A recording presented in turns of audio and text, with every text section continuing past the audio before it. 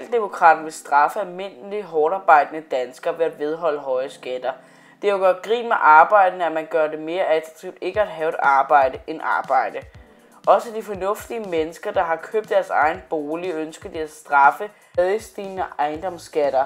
Hvorfor vil de straffe almindelige mennesker, der tager kloge valg? Dansk Folkeparti er et reformfjendsk parti og ønsker ikke, at Danmark skal blive et rigere land. De ønsker tilstand, selvom det betyder, at Danmark bliver fattigere, ligesom i 3. verden.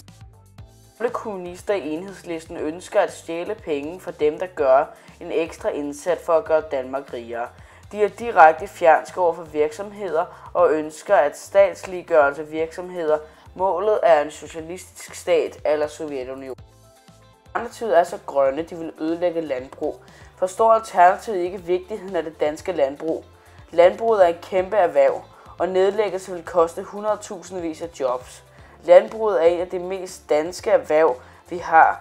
Det skal bevares og ikke ødelægges. Radikale ønsker at lukke alle flygtninge i verden ind i Danmark. Hvis radikale får for meget magt, vil grænsekontrollen blive udskiftet med et skilt, hvor der står "Velkommen, vi har masser af penge". Den naive holdning er farlig for Danmark. SF ønsker et Danmark, hvor alle mennesker skal enten arbejde i det offentlige eller forsørges af det offentlige. SF glemmer, at det er virksomhederne, der skal betale alle udgifterne. Derfor er det uforståeligt, at de ikke kan se, at de private virksomheder vil kunne løse opgaven bedre end det offentlige.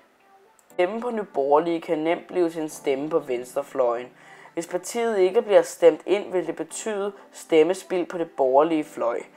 Der er ikke brug for endnu et borgerligt parti i Folketinget med et styrket borgerlig fløj.